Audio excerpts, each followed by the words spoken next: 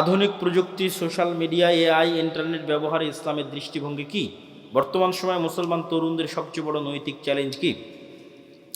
আধুনিক প্রযুক্তি, social media, AI, internet এগুলো থেকে বের হওয়ার আমাদের কোনো রাস্তা নাই, বরং এগুলোকে আমরা আরও কীভাবে ভালোভাবে কাজে লাগাতে পারি ইসলামের পক্ষে, তার জন্য আমাদের চেষ্টা করতে হবে। বর্তমান সময়ে মুসলমান তরুণদের সবচেয়ে বড় নৈতিক চ্যালেঞ্জ, আজকে যেটা আলোচনা করলাম এটাও নৈতিক চ্যালেঞ্জ, এর পাশাপাশি অবশ্যই অস্থিরতা, অবৈধ সম্পর্ক, সেটা একটা বড় নৈতিক চ্যালেঞ্জ। বর্তমান গণতন্ত্র অনুযায়ী এগুলো কত আলোচনা আর করবো, আজকে আলোচনাই তো করলাম সব। আমি রংপুরে চাকরি করি, মাঝে মাঝে বাড়িতে নাটোরে আসি, আমি কি বাড়িতে এসে নাটোরে সালাত কসর করতে পারবো? নিজ বাড়িতে থাকার জন্য আসলে কসর করতে পারবো না, কিন্তু সফরের মধ্যে বাড়ি হয়ে যাচ্ছ, এরকম সফর রানিং অবস্থায় থাকলে সেটা সমস্যা নেই। সালাফি কনফারেন্সে গিয়ে স্যান্ডেল হারিয়ে গেছে, তাই আর একজনের স্যান্ডেল নিয়ে চলে এসেছি, এখন করণীয় কি?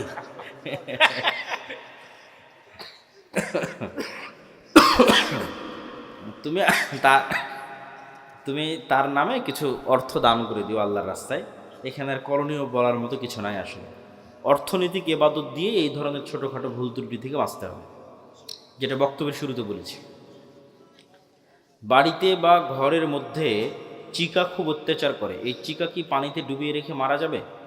কোনো প্রাণীকে মারতে চাইলে কষ্ট দিয়ে মারা যাবে না, যেটাতে কষ্ট কম হয় সেই উপায়ে মারতে হবে। বিরক্তিকর কষ্টদায়ক প্রাণীকে আল্লাহ নবী মারার অনুমতি দিয়েছেন, সাপ, বিচ্ছু এগুলোকে রাসূল সাল্লাল্লাহু আলাইহি ওয়াসাল্লাম মারার অনুমতি দিয়েছেন, কিন্তু কষ্ট দিয়ে নয়, আগুনে জ্বালিয়ে নয়। ইসলাম কি নারী শিক্ষাকে সমর্থন করে?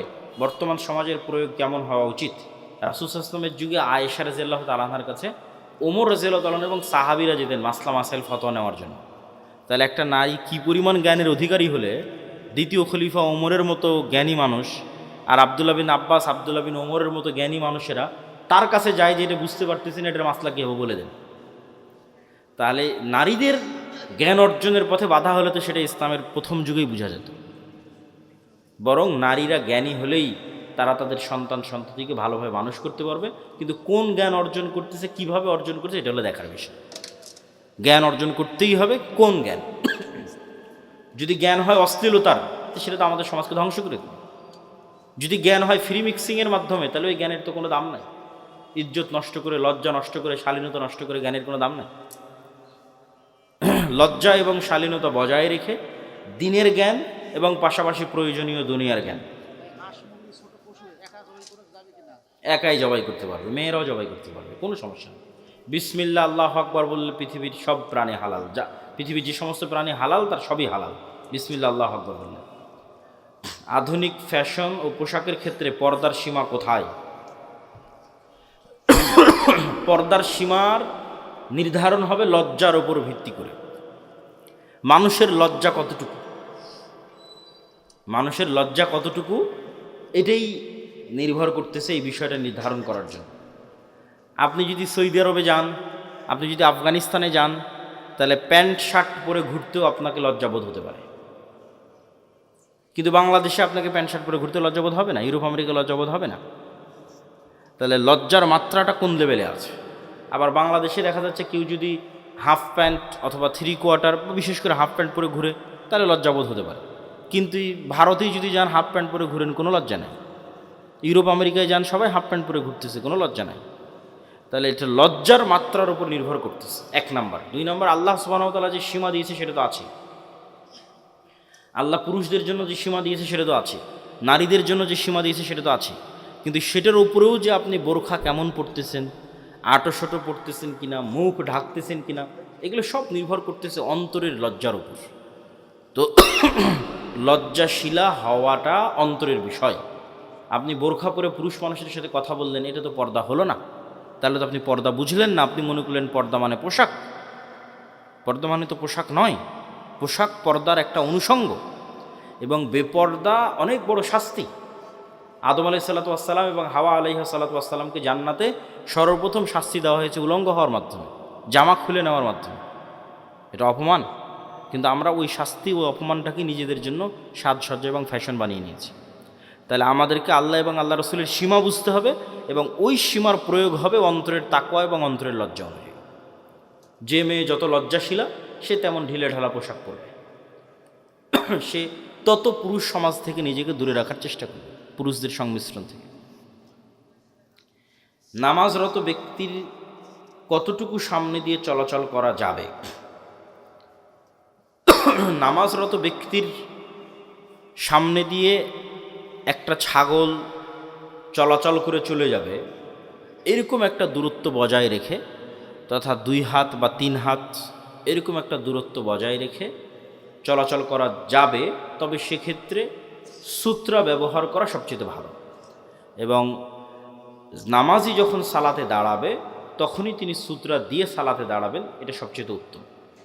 মূল কথা হচ্ছে সালাত আদায়কারীর যেন ডিস্টার্ব না হয়। আর সম্পূর্ণরূপে নিষিদ্ধ হচ্ছে তার সিজদার জায়গার মধ্যে দিয়ে অতিক্রম করা। সিজদার জায়গার মধ্যে দিয়ে অতিক্রম করলে সালাত ছেড়ে দিয়ে ওর সাথে মারামারি লেগে যেতে হবে। যে সিজদার জায়গার মধ্যে দিয়ে অতিক্রম করবে সালাত অবস্থায় তার সাথে ফাইট হবে, মানে তাকে শক্তভাবে বাধা দিতে হবে, সে যেন সিজদার মধ্যে দিয়ে অতিক্রম না করতে পারে, কেননা সে আস্ত শয়তান যে সিজদার মধ্যে দিয়ে অতিক্রম করতেছে। সালাত আদায়কারী ডিস্টার্ব হয় না এরকম দূরত্ব বজায় রেখে যেতে হবে। আমাদের কর্জে হাসানা প্রজেক্ট সম্পর্কে একজন জানতে চেয়েছে। এটা আমাদের একটা পরীক্ষামূলক প্রজেক্ট, যদিও উদ্যোগটা অনেক সুদূর প্রসারী। আমরা এখনও আমাদের পরিচিত লেভেলের মধ্যেই কর্জে হাসানা দিচ্ছি, এবং যারা কর্জে হাসানা ফান্ডে জমা রাখতে চাচ্ছে তাদেরটা জমা নিচ্ছি। ধীরে ধীরে আমরা এটা বাড়াবো ইনশাল্লাহ। এক পরিবারে ছেলে ও ছেলের বউ নামাজ পড়ে না, ওই ছেলের খাবার খাওয়া যাবে, পোশাক পরা যাবে। মেয়ে সালাত পড়ে না, তার পোশাক দিলে পরা যাবে। মেয়ে জামাই শুধু খায় এবং ঘরে খাবার খাওয়া যাবে। সালাত যদি একদমই না পড়ে, মানে 5 ওয়াক্ত সালাতেও নাই, জুমার সালাতেও নাই, তাহলে এটা পরিপূর্ণরূপে কাফের, এতে সন্দেহের কোনো অবকাশ নাই। খাতাম আল্লাহ আলা কুলুবিহিম, আল্লাহর অন্তরে মোহর মেরে দিয়েছে। সালাতে অবহেলা করে, ওয়াইলুল লিল মুসাল্লিন আল্লাযীনা হুম আন সালাতিহিম সাহুন, পড়ে নিয়মিত নয়, চেষ্টা করে, বাদ চলে যায়, এরকম ব্যক্তিকে সরাসরি কাফের বলা যাবে না, ফাসেক বলতে হবে। তার সাথে খাবার গ্রহণ করা যাবে। আর একদমই সালাতের কোনো নামগন্ধ নাই এরকম মানুষের বাড়িতে যাতায়াত করা, তাদের বাড়িতে খাওয়া দাওয়া করা উচিত নয়, বরং বয়কট করাই উচিত। আসসালামু আলাইকুম। আসসালামু আলাইকুম শায়েখ। মাগরিবের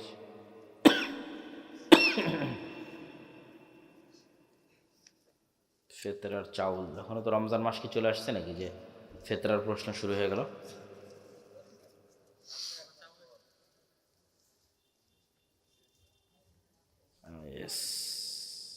ইসলামী ব্যাংক ডিপিএস, ঠিক আছে।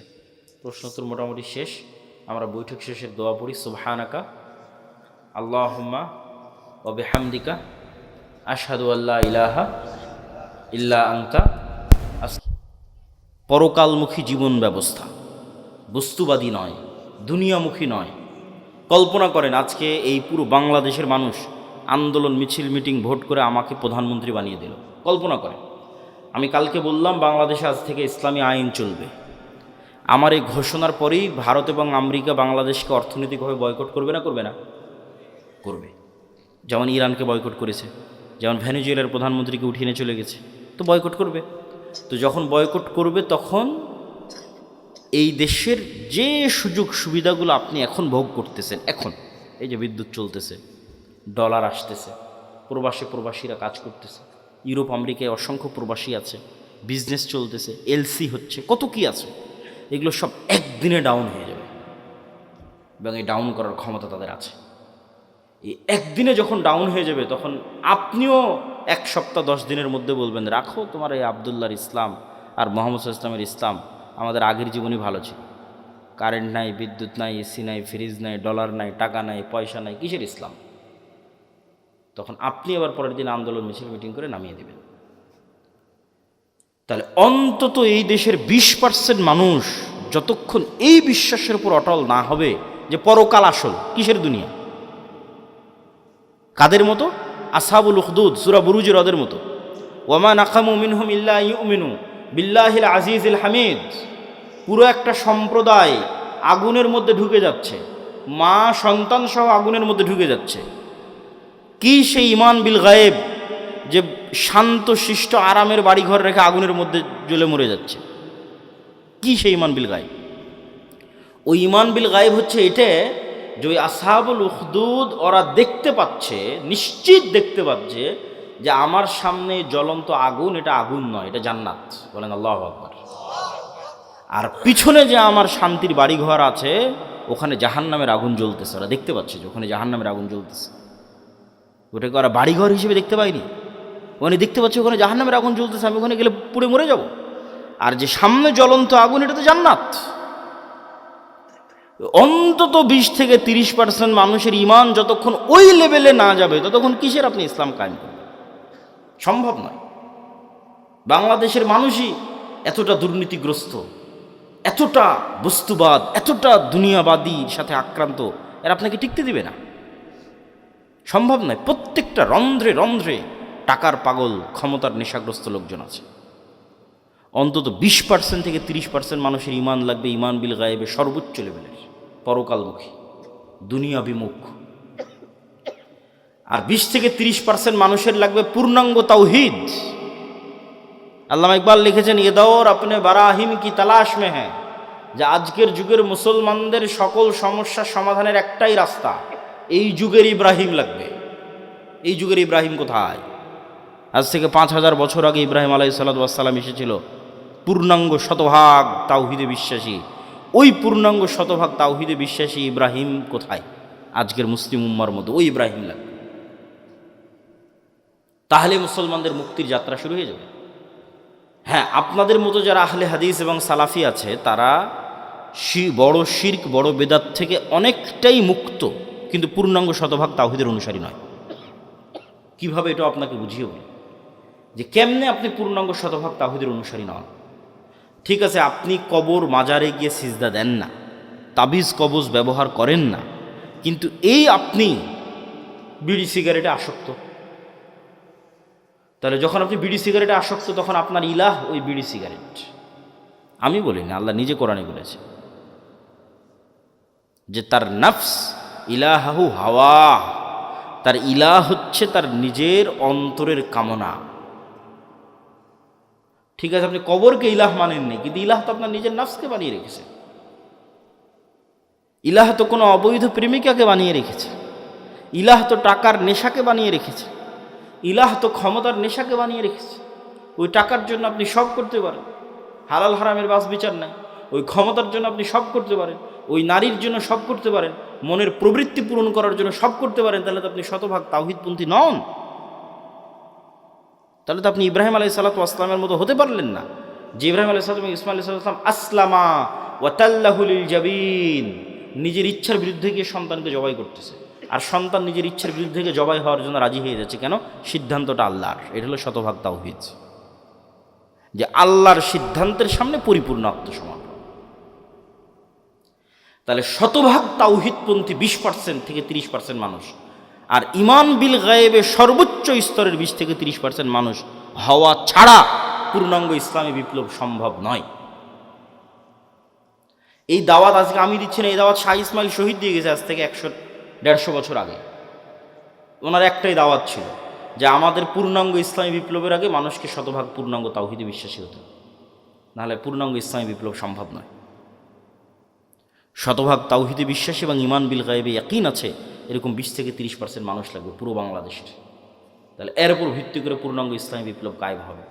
পূর্ণাঙ্গ ইসলামী বিপ্লবের সকল ক্রাইটেরিয়া রেডি আছে, শুধু ওই রকমের যোগ্য মানুষ নাই। তারপরে কি লাগবে? তারপরে আরো 2টা জিনিস লাগবে।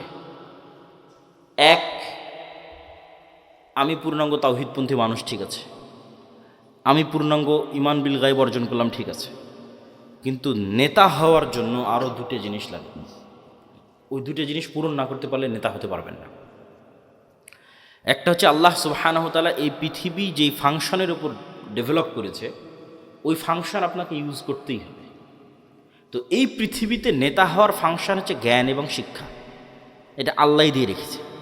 এখন এই জ্ঞান এবং শিক্ষার বাটন যদি ইহুদি খ্রিস্টান চাপে, তাও ওরা নেতা হয়ে যাবে। এই জ্ঞান শিক্ষার বাটন যদি হিন্দু, ডোম, চামার, ম্যাথর, মুচির চাপে, ওরা নেতা হয়ে যাবে।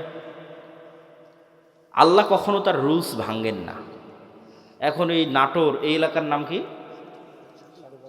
নাটোর সাধুপাড়া, এই অঞ্চলের যুবকেরা যদি মদ, বিড়ি, cigarette, TikTok video, YouTube, BPL, IPL, জুয়া, online betting, Free Fire, PUBG এগুলো নিয়ে ব্যস্ত থাকে, আর ওইদিকে ইসরায়েলের ইহুদি আর ইউরোপ আর আমেরিকার খ্রিস্টান ওরা যদি জ্ঞান অর্জনে ব্যস্ত থাকে ওদের সন্তানেরা, আল্লাহ বলবেন না, আল্লাহ তার রুলস ব্রেক করে বলবেন না যে ইহুদি খ্রিস্টান তোরা থাম, তোদের নেতা বানাবো না, আমার নাটোরের কিছু মদখোর জুয়াখোর বান্দা আছে ওদের নেতা বানাবো। এইটা আল্লাহ করবেন না। নেতা হতে হলে গোলামির জিঞ্জির আপনাকে নিজে হাতেই ভাঙতে হবে, সেটা জ্ঞান এবং শিক্ষা। জ্ঞান এবং শিক্ষায় সর্বোচ্চ স্তর অর্জন করার চেষ্টা ছাড়া নেতা হওয়ার আর কোনো রাস্তা পৃথিবীতে নাই। নেতা হওয়ার এই রাস্তা আল্লাহ নির্ধারণ করেছে। তলুতকে আল্লাহ বলছেন বাস্তাতাং ফিল ইলমি ওয়াল জিসম, যে আমি তলুতকে বানু ইসরায়েলের নেতা বানিয়েছি, জ্ঞানে বড় তাই, জ্ঞানে বেশি তাই। আদমকে ফেরেশতা এবং জিনের উপর শ্রেষ্ঠত্ব দিয়েছি, জ্ঞানে বেশি তাই। আল্লাহ সুবহানাহু ওয়া তাআলা নিজের রুবুবিয়ত এবং উলুহিয়তের চ্যালেঞ্জ দিয়েছেন তার জ্ঞান দিয়ে, সবার চেয়ে অসীম জ্ঞানের অধিকারীকে। তাহলে শক্তিশালী হওয়ার, নেতা হওয়ার রাস্তা জ্ঞান, যে গ্রহণ করবে সেই নেতা হবে, আল্লাহ বাধা দিবেন না। আর মুসলমান যদি গ্রহণ না করে কি করার বলেন, কিছুই করার নেই। তাহলে 3 নম্বর রাস্তা হচ্ছে জ্ঞান অর্জন করতে হবে। 4 নম্বর রাস্তা সত্যবাদিতা এবং ন্যায়পরায়ণতায় অটল থাকতে হবে, পাহাড়ের মতো। যেটা দিয়ে আলোচনা শুরু করেছি যে 2 নম্বরই ধোঁকাবাজি, এগুলো যে গণতন্ত্র এবং সুদ থেকে আসে, ওইটার বিপরীতটাই হচ্ছে সত্যবাদিতা, ন্যায়পরায়ণতা, অটল থাকা, ওসমান হাদিদের মতো। কিন্তু মুসলমানদেরকে আমরা ইসলামটা বুঝাতেই পারলাম না।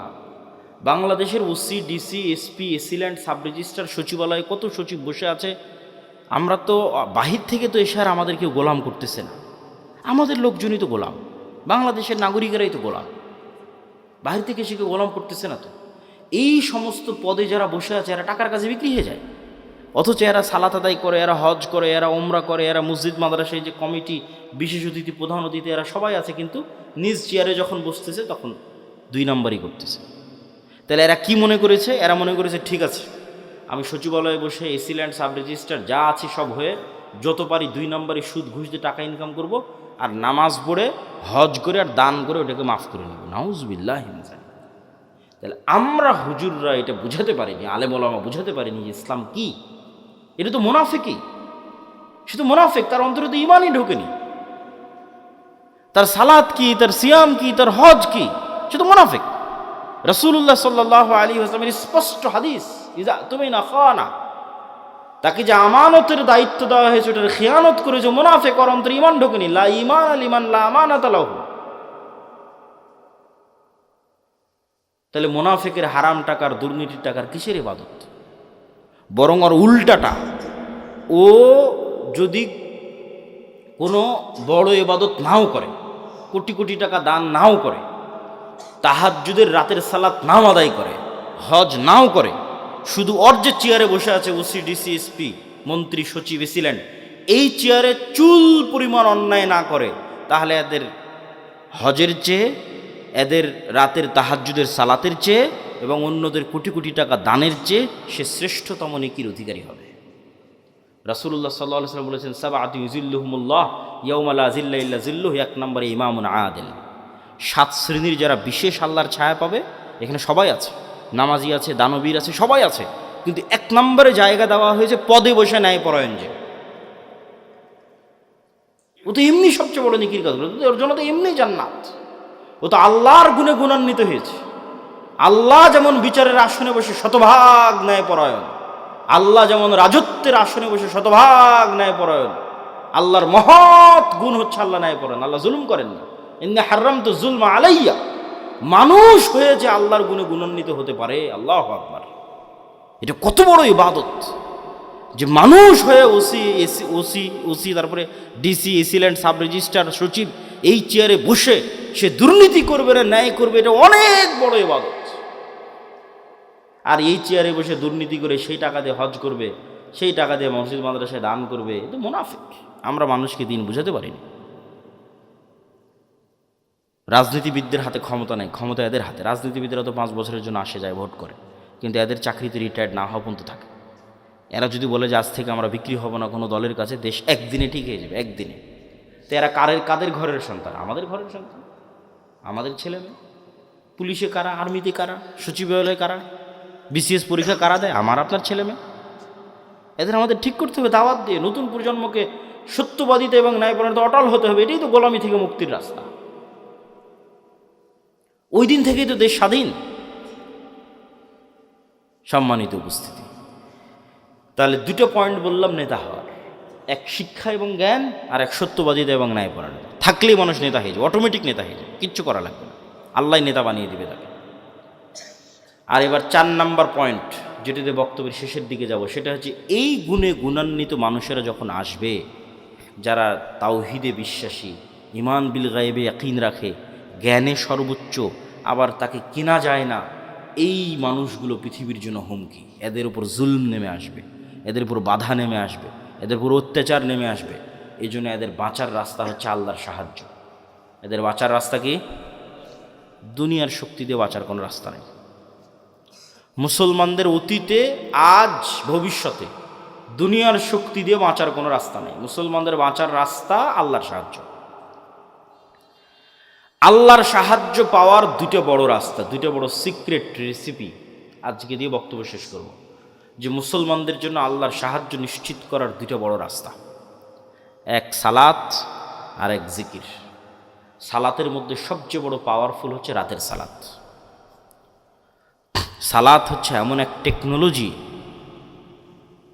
আমি উদাহরণ দিই ইবনুল কাইয়িম রাহিমাহুল্লাহকে সামনে রেখে, নাহলে দিতাম না। আমরা যেমন এখানে বসে থেকে হাজার হাজার কিলোমিটার দূরে থাকা আমেরিকার কোনো টিচারের কাছে অনলাইনে ক্লাস করতেছি, অথবা এখান থেকে 100 কিলোমিটার দূরে থাকা ঢাকার কোনো টিচারের কাছে অনলাইনে ক্লাস করতেছি, তো পাসওয়ার্ড লগ ইন দিয়ে যখন ক্লাসে জয়েন করি, তখন দুইজনে লাইভ সেশন। টিচারও যুক্ত হয়েছে, স্টুডেন্টও যুক্ত হয়েছে লাইভ সেশনে, কানেক্টেড। তো আজকের ইন্টারনেট, আজকের মোবাইল দিয়ে মানুষ হাজার কিলোমিটার দূরে থাকা টিচারের সাথে, মানুষের সাথে লাইভ কানেক্টেড হচ্ছে, লাইভ কথোপকথন করতেছে। তো সালাত এটার চেয়ে তো হাজারো লক্ষ কোটি গুণ উন্নত লেভেলের প্রযুক্তি, যা দুনিয়াতে থাকা মানুষকে 7 আসমানের উপরে থাকা রব্বুল আলামিনের সাথে লাইভ কানেক্টেড করে দেয় সরাসরি। মানুষ যখন সালাতে দাঁড়ায় এবং চোখ যখন সিজদার দিকে, অন্তর যখন আল্লাহর দিকে নিবদ্ধ, তখন রব্বুল আলামিনও তার মুখোমুখি হয়ে যান। দুনিয়াতে থেকে 7 আসমানের সাথে সরাসরি লাইভ কথোপকথনের প্রযুক্তি হচ্ছে সালাত। এই জন্য নবীরা সবসময় সালাতের আশ্রয় নিয়েছে। সূর্যগ্রহণে সালাত, চন্দ্রগ্রহণে সালাত, বৃষ্টি প্রার্থনায় সালাত, জানাজায় সালাত, বিপদ আপদে সালাত, রাতে সালাত। রাসূলুল্লাহ সাল্লাল্লাহু আলাইহি ওয়াসাল্লাম বদরের যুদ্ধের আগের দিন লম্বা রাতের সালাত আদায় করেছেন। আবু বকর রাদিয়াল্লাহু তাআলা আনহু বলছেন, কাফাকা মুনাশাদাতাকা রাব্বাক, হে রাসূলুল্লাহ, হে আল্লাহর নবী, আপনি নবী হয়ে আল্লাহর কাছে এত মোনাজাত করা লাগে, এত দোয়া করা লাগে, যথেষ্ট হয়েছে, বাস, আর করার দরকার নাই, আল্লাহ তো আপনাকে এমনি সহযোগিতা করবে। তাহলে কি পরিমাণ লম্বা রাতের সালাত মুহাম্মদ সাল্লাল্লাহু আলাইহি ওয়াসাল্লাম আদায় করেছেন, আর কি পরিমাণ দোয়া আল্লাহ সুবহানাহু ওয়া তাআলার কাছে করেছেন, যে আবু বকর রাদিয়াল্লাহু তাআলা আনহুর মতো সাহাবী এই দোয়ায় ক্লান্ত হয়ে গেছে, রাতের সালাতে ক্লান্ত হয়ে গেছে। তাহলে এখন বুঝেন, মুহাম্মদ সাল্লাল্লাহু আলাইহি ওয়াসাল্লাম আমার, আপনার এবং আবু বকর রাদিয়াল্লাহু তাআলার চেয়ে বেশি জানতেন যে কাল বদরের যুদ্ধে দুনিয়ার শক্তি দিয়ে আমার বিজয় সম্ভব নয়। কাল বদরের যুদ্ধে আমাকে জিততে হলে কার সাহায্য লাগবে? আল্লাহর। আর আল্লাহর সাহায্য পেতে হলে আমাকে রাতের সালাতে দাঁড়াতে হবে। তাহলে পৃথিবীর সর্বশ্রেষ্ঠ রাসূল, সর্বশ্রেষ্ঠ মানুষ আল্লাহর সাহায্য নেবেন, এই জন্য রাতে ঘন্টার পর ঘন্টা রব্বুল আলামিনের সামনে দাঁড়িয়ে আছেন। আর আমি এবং আপনি রাতের সালাত তো বহু দূরের কথা, 5 ওয়াক্ত সালাত আদায় না করেই শুধু ভোট দিয়ে ইসলাম বিজয় হয়ে যাবে, আর মিছিল করে আর তাকবীর দিয়ে ইসলাম বিজয় হয়ে যাবে। এটা সম্ভব নয়। ওই যেমন বলেছে 20-30% মানুষ শতভাগ তাওহীদপন্থী লাগবে, 20-30% ইমান বিল গায়েব লাগবে। ঠিক তেমন তার পাশাপাশি 5 ওয়াক্ত সালাত আদায়কারী এবং রাতের সালাতে অভ্যস্ত মানুষ লাগবে। যে সালাতে নাই ও আল্লাহর গন্তির মধ্যে নেই। ওর আবার ইসলাম কি, ওর আবার বিপ্লব কি, ওর আবার বিজয় কি, ওর আবার খেলাফত কি, ওর আবার শাসন কি, কিচ্ছু নেই। যে সালাতে নাই সে আল্লাহ সুবহানাহু ওয়া তাআলার গণনার মধ্যেই নাই, ওর জন্য আল্লাহর সাহায্য নাই। ও ভাগাড়ে পড়ে মারা গেল কি, ওকে উঠিয়ে নিল কি, গোলাম হয়ে গেল, সেটাও আল্লাহর দেখার নেই। আল্লাহ সুবহানাহু ওয়া তাআলার সাথে কানেক্টেড থাকা ছাড়া, আল্লাহর সাহায্য নেওয়া ছাড়া মুসলমানদের বিজয়ের কোনো রাস্তা নাই। আর আল্লাহর সাহায্য নেওয়ার জন্য সালাত আদায় করতেই হবে, আল্লাহর খাতায় নাম থাকতেই হবে। আল্লাহ আপনাকে চিনেই না, কিসের সাহায্য করবে আপনাকে? তো যে সালাতে নেয় হয়তো আল্লাহ সুবহানাহু ওয়া তাআলা চিনবেই না। সম্মানিত উপস্থিতি, এই জন্য সালাত মোস্ট পাওয়ারফুল। আর সালাতের মধ্যে সবচেয়ে পাওয়ারফুল হচ্ছে রাতের সালাত। আমরা যেমন আমাদের ফোন, এই যে হাতে ফিঙ্গারপ্রিন্ট দিয়ে ফোন ওপেন হয়ে যাচ্ছে, পাসওয়ার্ড দিয়ে ফোন ওপেন হয়ে যাচ্ছে, ফেস ভেরিফিকেশন দিয়ে ফোন ওপেন হয়ে যাচ্ছে, 5 স্টার হোটেলে গেলে কার্ড পাঞ্চ করলে ওপেন হয়ে যাচ্ছে। তো এগুলো সব লক ওপেন হওয়ার সিস্টেম পৃথিবীতে। তো কল্পনা করেন যে আমরা পৃথিবীর অত্যাধুনিক প্রযুক্তির একটা দরজার সামনে দাঁড়িয়ে আছি। এর চেয়ে অত্যাধুনিক প্রযুক্তির দরজা পৃথিবীতে নাই। ওই দরজা ওপেন করতে হলে বিভিন্ন varieties type of password use করতে হয়।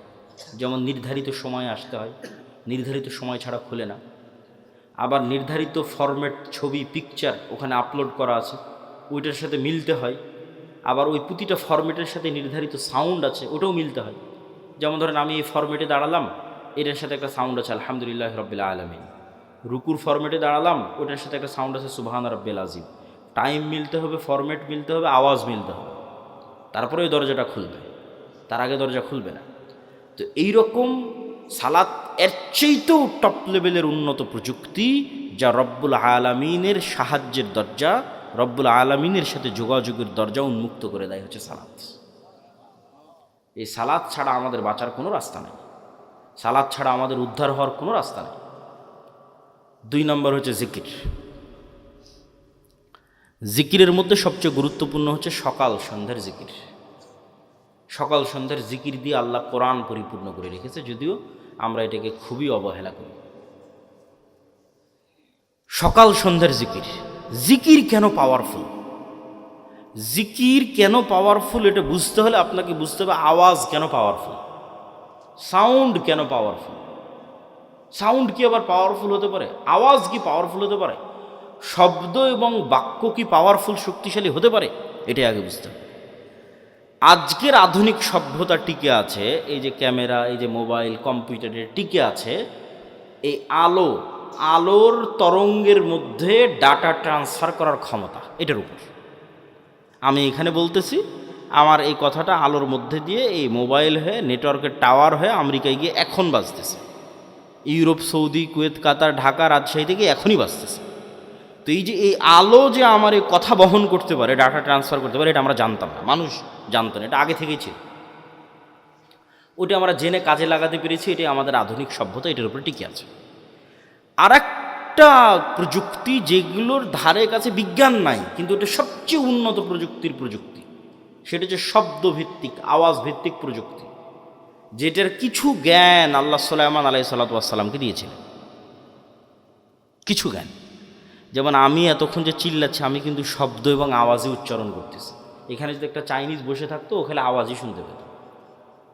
আবার এখানে বসে যদি একটা চাইনিজ বক্তব্য দিত, আপনি খেলে আওয়াজই শুনতে পেতেন, তাই নয় কি? সেটাই। তাহলে ঠিক কোনো এক স্টাইলের আওয়াজ উচ্চারণ করলে ওই পিঁপড়াও বুঝবে, সেই স্টাইলের আওয়াজ আমি জানি না। কোনো এক স্টাইলের আওয়াজ উচ্চারণ করলে পাখিও বুঝবে, আমি জানি না। কোনো এক ফরম্যাটের আওয়াজ উচ্চারণ করলে গরু বুঝবে, আমি জানি না। আবার গরুর ওই ফরম্যাটের আওয়াজের কী অর্থ আমি জানি না। যেমন অন্য একটা ভাষা আমার কাছে গরুর আওয়াজের মতোই আওয়াজ মনে হয়, সেই। কিন্তু এই জ্ঞানটা আল্লাহ কাকে দিয়েছিলেন? সুলাইমান আলাইহিস সালাতু ওয়াস সালামকে দিয়েছিলেন। এটাই সাউন্ড টেকনোলজি। সুলাইমান আলাইহিস সালাতু ওয়াস সালাম তার দরবারে বলতেছে, রানী বিলকিসের সিংহাসন নিয়ে আসতে হবে। ক্বালা ইফরিতুম মিনাল জিন, ইফরিত নামক জিন দাঁড়িয়ে বলল, আমি এই সিংহাসন নিয়ে আসবো, আপনি যে বসে আছেন এই বসে থেকে দাঁড়ানোর পূর্বে সিংহাসন নিয়ে আসবো। এই কথা সুলাইমান আলাইহিস সালামের পছন্দ হয়নি। সুলাইমান আলাইহিস সালাম আরো দ্রুত চান। আল্লাযী ইনদাহু ইলমুম মিনাল কিতাব, তখন আরেকজন বলল, ওই আরেকজন জিন না মানুষ তা কোরআনে উল্লেখ নাই। কোরআনে এভাবে উল্লেখ আছে যে যাকে আল্লাহ কিতাবের জ্ঞান দিয়েছিলেন সে বলল। যাকে আল্লাহ কিসের জ্ঞান দিয়েছিলেন? কিতাবের জ্ঞান দিয়েছিলেন। সে বলল চোখের পলক পড়ার পূর্বে রানী বিলকিসের সিংহাসন আপনার সামনে উপস্থিত হয়ে যাবে। আল্লাহু আকবার। তো আয়াতের বিবরণের আন্দাজে বলতেছে যে জিন চেয়েছিল গায়ের শক্তিতে আনতে, ইফরিত চেয়েছিল গায়ের জোরে যত দ্রুত আনা যায় উড়ে যাব, উড়ে নিয়ে আসবো। আর আল্লাযী ইনদাহু ইলমুম মিনাল কিতাব, যার কাছে কিতাবের জ্ঞান ছিল, গায়ের জোরে আনেনি, জ্ঞানের জোরে এনেছে। আমি মনে হয় বুঝাতে পারলাম না কথা, কি আমার বুঝতে পারছেন? কোরআনের ধারা বিবরণীতে বোঝা যাচ্ছে যেই লোক চোখের পলকে নিয়ে আসলো, এ গায়ের জোরে আনেনি, কিসের জোরে এনেছে? জ্ঞানের জোরে। সে জ্ঞান কি? কিতাবের জ্ঞান। কিতাবের সে বিশেষ জ্ঞান কি? কিছু কিছু মুফাসসির লিখেছে যে কিতাবের জ্ঞান হচ্ছে লাউহে মাহফুজের বিশেষ কিছু জিকির তার জানা ছিল। বলেন আল্লাহু আকবার, আল্লাহু আ'লাম। কিন্তু জ্ঞানের উপর ভিত্তি করেই সেই কাজটা করেছে। তো বিশেষ কোনো সাউন্ড, বিশেষ কোনো জিকির যেটা ব্যবহার করে সে চোখের পলকে ওই সিংহাসনকে ওখান থেকে উঠিয়ে সুলাইমান আলাইহিস সালামের কাছে নিয়েছে, যেই জ্ঞান কিতাবের জ্ঞান, বিশেষ কোনো কিতাবের জ্ঞান তার কাছে ছিল। তো sound most powerful all over the world, সবচেয়ে পাওয়ারফুল। আল্লাহ সুবহানাহু ওয়া তাআলা পৃথিবী ধ্বংস করার যে সিস্টেম তৈরি করেছেন, সেই সিস্টেম আওয়াজ ভিত্তিক। ইসরাফিল বাঁশিতে ফু দিবে, আওয়াজ তৈরি হবে, সে আওয়াজে আসমান জমিন নক্ষত্র গ্রহরাজি সূর্য চন্দ্র সব ভেঙে চৌচির হয়ে যাবে। আল্লাহ সুবহানাহু ওয়া তাআলা মানুষকে পুনরুজ্জীবিত করার যে সিস্টেম তৈরি করেছেন ওটা আওয়াজ ভিত্তিক। ফেরেশতা জিন মানুষ সব যখন মারা যাবে, কতদিন এভাবে মৃত অবস্থায় থাকবে আল্লাহ ভালো জানে। কুল্লুমান আলাইহা ফান ওয়া ইয়াবকা ওয়াজহু রাব্বিকা যুল জালালি ওয়াল ইকরাম। তারপরে যখন আল্লাহ জীবিত করতে চাইবে, ইসরাফিলকে তৈরি করে ইসরাফিলকে বাঁশি দিয়ে ফু দিতে বলবে, আর আওয়াজে মানুষ কবর থেকে জীবিত হয়ে হাঁটতে থাকবে। আওয়াজ খুবই পাওয়ারফুল, কিন্তু ওই আওয়াজের জ্ঞান থাকতে হবে, কোন আওয়াজ পাওয়ারফুল, কোন শব্দ পাওয়ারফুল। তো আল্লাহ সুবহানাহু ওয়া তাআলা উম্মতে মুহাম্মাদিকে সবচেয়ে বড় পাওয়ারফুল জিনিস দিয়ে দিয়েছে, যেটা মূসা আলাইহিস সালামের লাঠির চেয়ে পাওয়ারফুল, যেটা মূসা আলাইহিস সালামের পাথরের চেয়ে পাওয়ারফুল, যেটা বানু ইসরাইলের তাবুত কোরআনে আছে দেখবেন। এই তাবুত এখন এই ইহুদিরা খুঁজে পাগলের মতো, কোথায় সেই তাবুত? এরা মনে করে যে এই মসজিদে আকসার মাটির নিচে তাবুত রাখা আছে। ওই তাবুত একটা বাক্স, যেই বাক্সে মূসা আলাইহিস সালামের লাঠি ছিল, যেই বাক্সে মূসা আলাইহিস সালামের ওই পাথর ছিল, যে পাথর থেকে 12টা ঝর্ণা তৈরি হয়েছিল, ঠিক আছে, মূসা আলাইহিস সালামের কাপড় চোপড় ছিল, এরকম আরও কিছু মুজিজা সম্বলিত জিনিস বিভিন্ন নবী রাসূলের এই তাবুত নামক বাক্সের মধ্যে ছিল। যে যুদ্ধে ওরা এই তাবুত বাক্স নিয়ে যেত, ওই যুদ্ধে ওদের বিজয় হয়ে যেত। ওই বাক্সরা হারিয়ে ফেলেছে, ওই বাক্সরা এখনও খুঁজতেছে। তো ওই তাবুত বাক্সের চেয়ে আর ওই মূসা আলাইহিস সালামের লাঠির চেয়ে আর ঈসা আলাইহিস সালামের হাতের মাধ্যমে যে মানুষ জীবিত হয়ে যেত, সেটার চেয়ে মোস্ট পাওয়ারফুল জিনিস হচ্ছে এইটা। কি জন্য? এটা সরাসরি আল্লাহর নিজের আওয়াজ। বলেন আল্লাহু আকবার। কোরআন সরাসরি আল্লাহ সুবহানাহু ওয়া তাআলার নিজের সাউন্ড, আল্লাহর শব্দ, আল্লাহর বাক্য, যা জিব্রাইল হয়ে মুহাম্মদ সাল্লাল্লাহু আলাইহি ওয়াসাল্লাম হয়ে আমাদের পর্যন্ত পৌঁছেছে। আল্লাহু আকবার। আর আল্লাহ সুবহানাহু ওয়া তাআলার শব্দ এবং বাক্যের চেয়ে পাওয়ারফুল কিছু নাই পৃথিবীতে। সব অসম্ভব সম্ভব হয়ে যাবে। এই জন্য শ্রেষ্ঠতম জিকির হচ্ছে কোরআন। পৃথিবীর সব অসম্ভব সম্ভব করা সম্ভব আল্লাহ সুবহানাহু ওয়া তাআলার জিকির দিয়ে। সম্মানিত উপস্থিতি, বক্তব্যের শেষের দিকে চলে এসেছে। আজকে যা আলোচনা আপনাদের সামনে করতেছি, এই প্রায় সব আলোচনাই আমার আল্লাহর পথে যাত্রা এই বইয়ের মধ্যে লেখা আছে, দলিল সহ। আজকে তো অত দলিল আলোচনা করতে পারলাম না। এই বইটা প্রত্যেকটা মসজিদ, স্কুল, কলেজ, ইউনিভার্সিটি, লাইব্রেরি, দাওয়া সেন্টারে রেখে সপ্তাহে অন্তত একদিন 1 পৃষ্ঠা 2 পৃষ্ঠা করে পাঠ চক্র করা উচিত, পড়া উচিত, দার্স দেওয়া উচিত।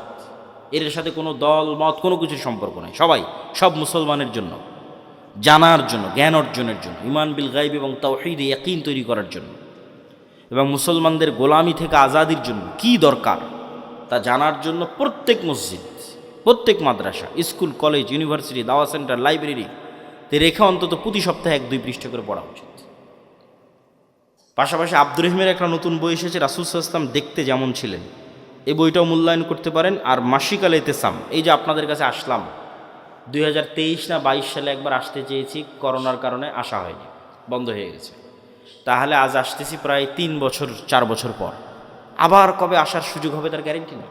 কিন্তু এই একদিনে আসাই যদি যোগাযোগ বিচ্ছিন্ন হয়ে যায় তাহলে তো এই দাওয়াতের কোনো মূল্য নাই। এই সম্পর্কটা হতে হবে স্থায়ী, আর স্থায়ী হওয়ার সবচেয়ে বড় মাধ্যম হচ্ছে মাসিক আল ইতিসাম। এই মাসিক আল ইতিসামে আমি নিজে নিয়মিত 3টা প্রবন্ধ লিখি, অন্যরা তো লেখেই, আমি লিখি 3টা। এই জন্য মাসিক আল ইতিসাম এখানে নিয়মিত আসার উদ্যোগ আপনাদের নিতে হবে। এখানকার যুবক সমাজ, মসজিদের কমিটি হোক, মাদ্রাসার উদ্যোক্তা হোক, অন্তত 5 কপি 10 কপি এখানকার জ্ঞানী, স্কুল, কলেজ, ইউনিভার্সিটি, প্রাইমারি, বিদ্যালয় যা যেখানে আছে শিক্ষিত মানুষ, তাদেরকে দিয়ে পড়ানোর চেষ্টা করা এবং নিজেরাও পড়ার চেষ্টা করা। 2 নম্বর, আমাদের সাথে স্থায়ী যোগাযোগের মাধ্যম হচ্ছে মক্তব। আমাদের 700 মক্তব আমাদের কাছে ট্রেনিং নিয়েছে। আপনাদের এলাকার মক্তবের শিক্ষকদের আমাদের ট্রেনিংয়ে পাঠাবেন এবং আমাদের সিলেবাস এই জিনিসগুলো ছোটোবেলায় বাচ্চাদের মাথায় না দিলে আপনাদের মধ্যে 1 ঘন্টা বক্তব্য দিয়ে লাভ নেই। বুড়া মানুষকে দিয়ে বিপ্লব হবে না। আমাদের নতুন প্রজন্মকে তৈরি করতে হবে, এই জিনিসগুলো তাদের মাথায় এখন থেকেই দিতে হবে।